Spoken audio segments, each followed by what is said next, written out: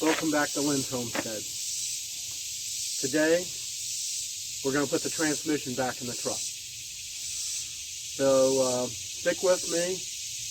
It's going to be hard to kind of film it because it's going to be difficult. So, please subscribe to my channel. Smash that like button.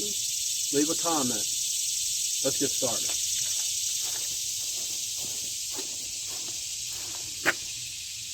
Hey guys. I'm running into the same issue. Now, even though I raised this truck up, I still can't get this thing underneath. I don't want to raise it up too high, then I'm not going to have the height to put this thing in. This transmission's 150 pounds. I don't know. I've been dreading this day because it was hard getting it out. And I got some of the biggest bugs floating around here attacking me. It's not making me happy. So I'll be right back when I figure out how to get it on the jack under the truck. As I tell you, my heart's beating hard. I got these weird bugs. I got a little jack. Had to lift up the front of the truck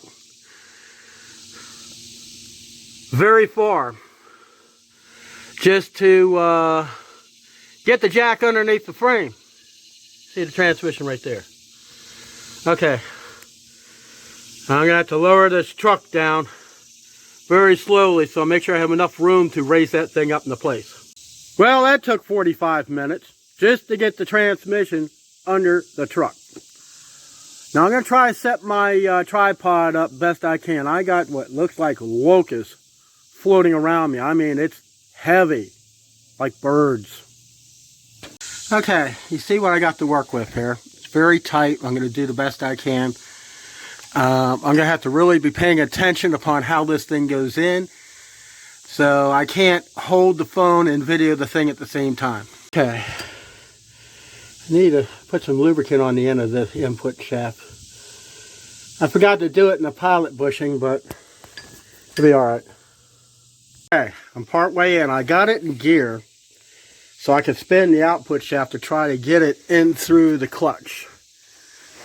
You can see how much room I don't have. Well guys, after about an hour, this is how far I got.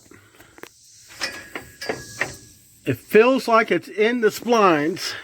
Now let me show you what I'm looking through. Through there.